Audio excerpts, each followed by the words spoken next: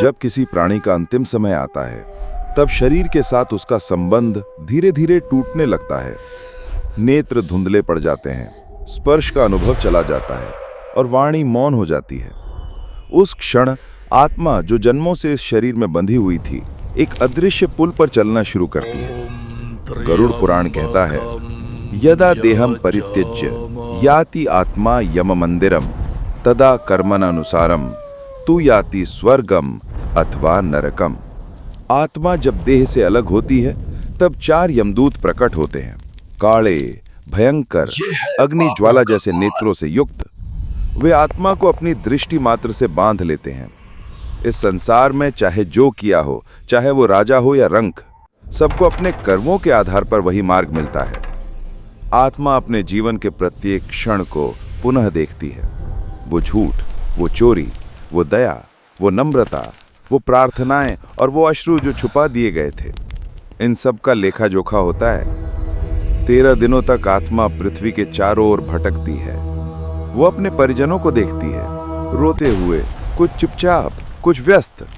जब कोई उसका श्राद्ध करता है, एक दिया जलाता है, एक मंत्र पढ़ता है, आत्मा को विश्राम की एक छोटी सी शांति मिलती है। फिर आता है चतुर्दश दिवस, जब आत्मा को यम पथ पर ले जाया जाता है। यात्रा लंबी होती है, कांटों से भरी, अग्नि से सजी, पापों की परछाइयों से ढकी। लेकिन यदि उसने जीवन में एक भी सच्ची प्रार्थना की हो, किसी भूखे को भोजन दिया हो, किसी माँ के आंसू पोंछे हों, तो वही एक कर्म, एक दीपक बन जाता है इस अंधेरे मार्ग में। अंततः आत्मा यमराज के द्वार पर पहुंचती है, जहां चित्रगुप्त उसका कर्म पत्र खोलते हैं।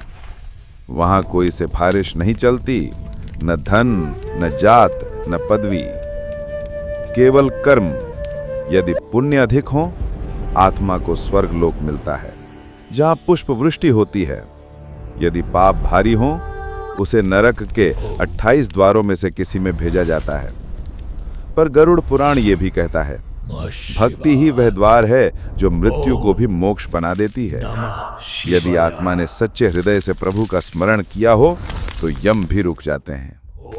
मृत्यु अंत नहीं है भाई, ये एक द्वार है जहां से आत्मा एक नई यात्रा पर निकलती है, कर्मों के आधार पर, ऊपर, नीचे या परे। इसलिए जब अगली बार कोई दीपक जले, कोई घंटा बजे, कोई मंत्र गूंजे, समझना कोई आत्मा मार्ग में है और तू उसका प्रकाश बन सकता है।